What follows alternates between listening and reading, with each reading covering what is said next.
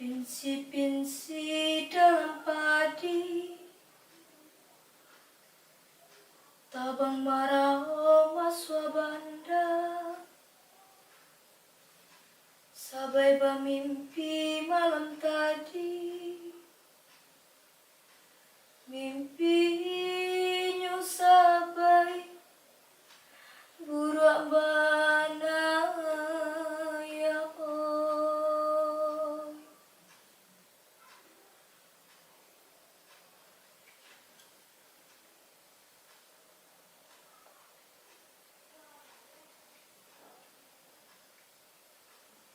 Kalau seandainya ayah mau mendengarkan aku, pasti semua ini tidak akan terjadi. Kemauan yang keras dan tekad yang sudah bulat memang sulit untuk dicegah. Namun keikhlasan memang tak pernah singgah di dalam rongga jiwa ini untuk membiarkan kepergian. Dan jika aku punya kuasa, akan kurentangkan tangan dengan nada keras. Terkadang aku ingin menghapus semua kegilaan terhadap nafsu dunia yang hanya mementingkan diri sendiri, yang sudah pasti membuat orang lain rugi.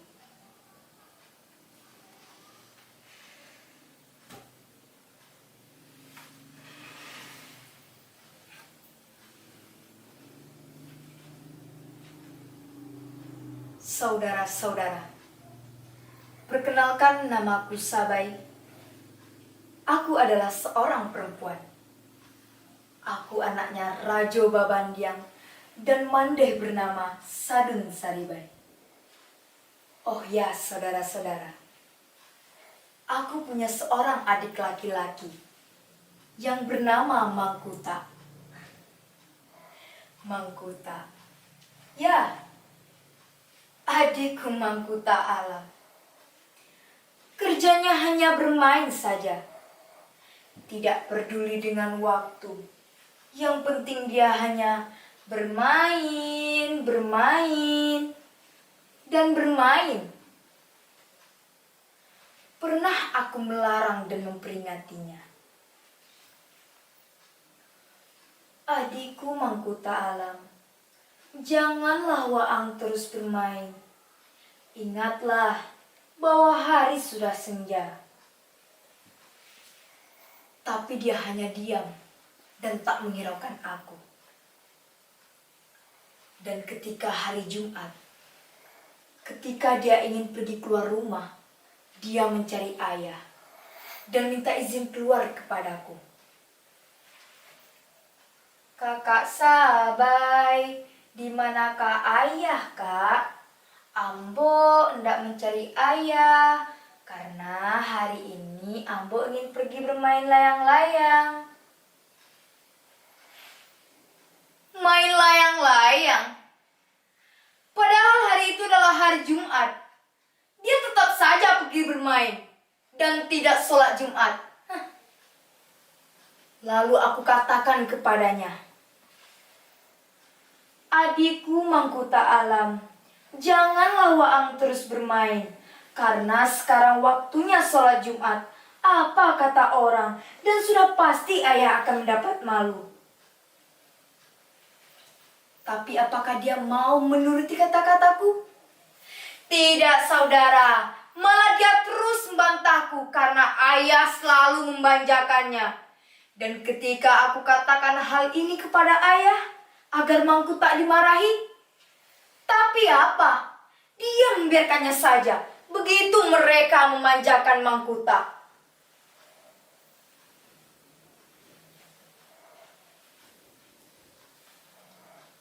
Dan ketika itu, aku coba bicarakan masalah ini dengan Mande. Mande, hati ini sangatlah rusuh dan cemas. Melihat perangai Mangkuta yang tak tahu bahwa hari sudah petang. Petang berganti senja, kerjanya hanya bermain layang-layang. Kita ini anak raja, mandeh terpuji di dalam negari. Sementara dia tidak mau belajar, tidak mau mengaji. Lalu Mandeh berkata, "Anakku Sabai, janganlah anak bersedih. Karena soal Mangkuta, kita semua sudah tahu. Jika dia berkehendak, ayah terus memberi. Mandeh tidak bisa berbuat apa-apa. Dan kami hanya bisa diam, melihat apa yang dilakukan ayah terhadap Mangkuta."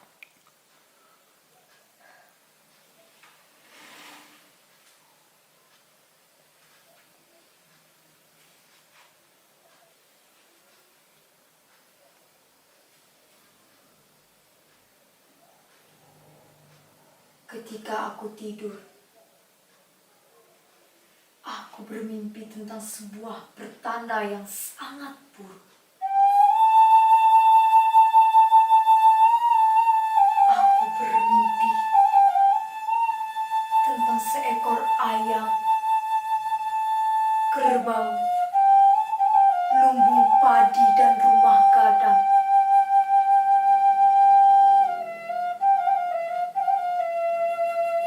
Ayam kuria yang akan mati.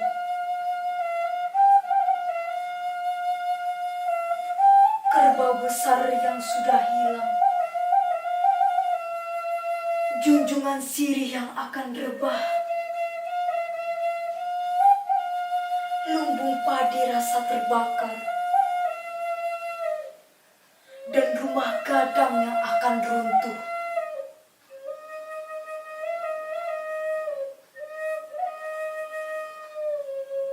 Itulah mimpi yang aku alami. Dan ketika aku sedang memikirkan apa maksud dari mimpi tersebut, tiba-tiba ayah datang menemui aku dan berkata kepadaku, "Anakku Sabai, janganlah anak terlalu cemas. Ayam kuria yang akan mati, pertanda pinangan yang akan datang. Kerbau besar yang sudah hilang, itu tandanya ternak kita yang akan menjadi. Lumbung padi rasa terbakar, itu tandanya harga yang akan naik." Mendengar perkataan dari ayah, perasaanku mulai tidak tenang. Ternyata benar, apa yang aku khawatirkan terjadi. Ternyata ayah datang menemui Rajonan Panjang. Aku tahu Rajonan Panjang adalah teman ayah. Tapi teman yang mau mengawini anak temannya sendiri. Padahal semua orang tahu kalau istri Rajonan Panjang banyak sekali.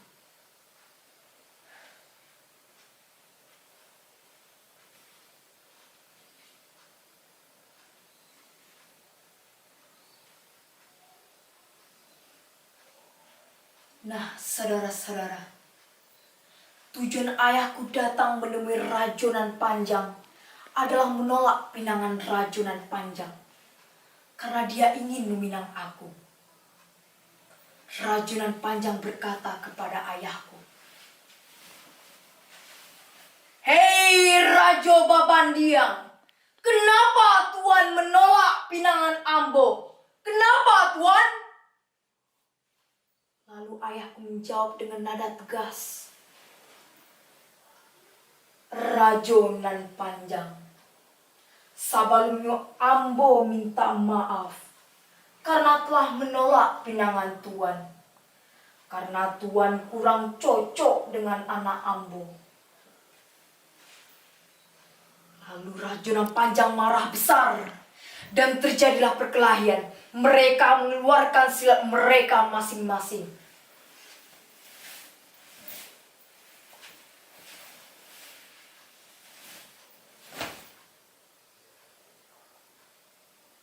Awalnya rajunan panjang selalu kalah. Tapi ketika rajunan panjang sudah mulai kewalahan, tiba-tiba datanglah para pengawal dari belakang. Kemudian dia menusuk ayahku dari belakang. Ayahku tersungkur di tanah dengan bergelimangan darah.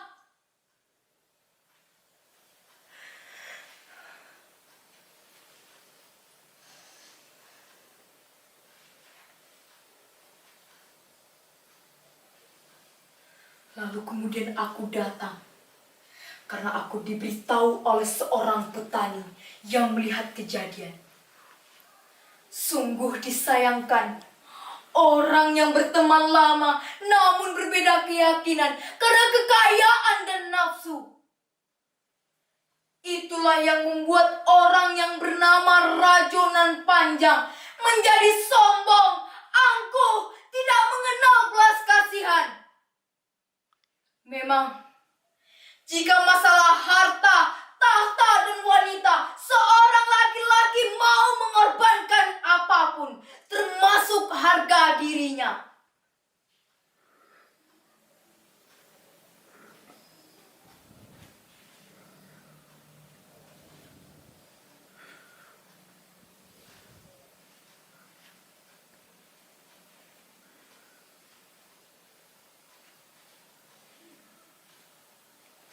Dan ketika itu saudara, aku berjalan menyusuri jalan yang berliku. Karena aku ingin menemui Rajunan Panjang. Memang tak sulit untuk menemuinya.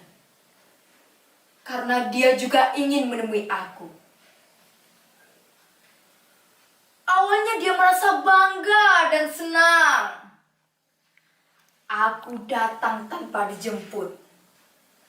Lalu dia kemudian mencoba merayuku dengan menawarkan sebuah pertunangan dan menjanjikan harta yang berlimpah. Namun aku tetap tidak goyah.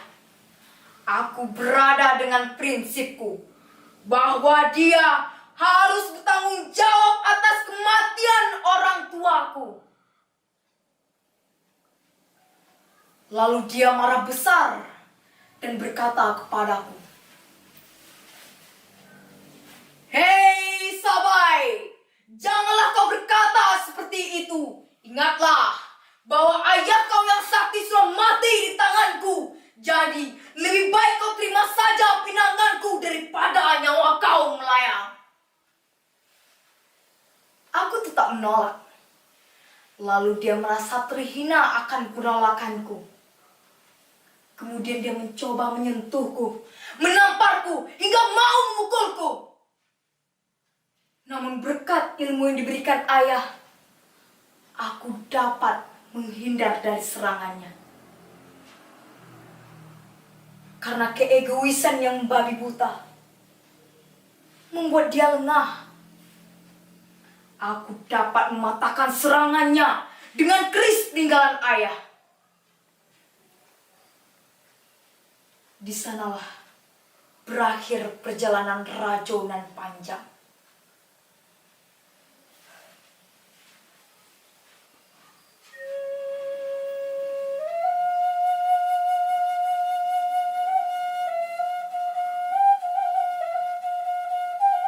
Sekarang Rajunan Panjang sudah tiada. Utang nyawa dibalas dengan nyawa. Dan aku tidak hanya menuntut balas atas kematian orang tua, tapi aku mencoba menjaga harkat dan martabat seorang wanita. Jika nafsu yang membabi buta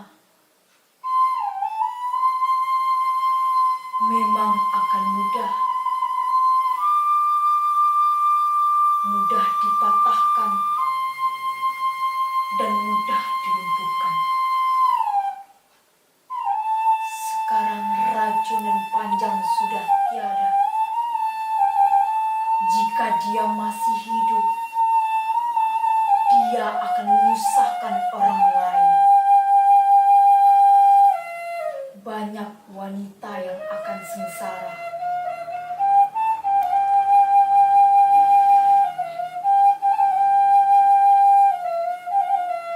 biarlah Tuhan yang akan mengadili.